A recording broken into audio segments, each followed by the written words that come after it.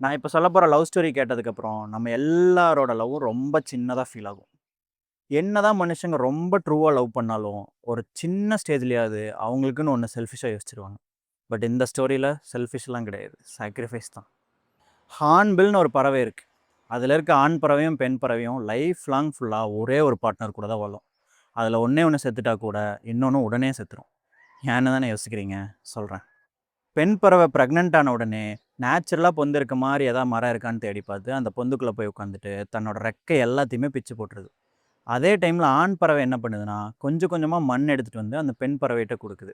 அந்த பெண் பறவையும் தன்னோட எச்சில்ல அந்த மண்ண நனைச்சு, அந்த பொந்த கொஞ்சம் கொஞ்சம் கொஞ்சமா அடைச்சு, ஒரு சின்ன ஓட்டைய மட்டும் மிச்சம் வைக்குது. அது ஏன்னு தெரியுமா? இந்த சின்ன ஓட்ட வழியா தான் இந்த ஆண் பறவை டெய்லியும் போய் சுத்தி ஃபுட் எடுத்துட்டு வந்து இந்த பெண் பறவைக்கு குடுக்குது. அடுத்த 3லேருந்து 4 மாசம் வரைக்கும் இந்த பெண் பறவை, ஆண் பறவைய மட்டும் தான் நம்பிட்டு இருக்கு. ஏன்னா, அதனால வெளியவும் வர முடியாது. வெளிய வந்தாலும் அதுக்கு ரெக்கையும் கிடையாது. Just trust. அதே டைம் இந்த ஆண் பறவையும் இந்த பொந்துக்கு யாரும் வராத மாரி பாதுகாக்குது.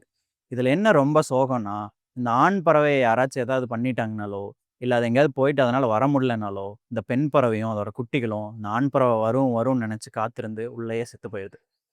இந்த ஸ்டோரி உங்கள ஏதாவது ஒரு இடத்துல கொஞ்சமா டீப்பா திங்க் பண்ண வச்சிருந்தா, follow me for more such videos. லவ்னா என்ன என்னன்னு கேட்குறோம். இதோ அன்கண்டிஷனல் லவ்.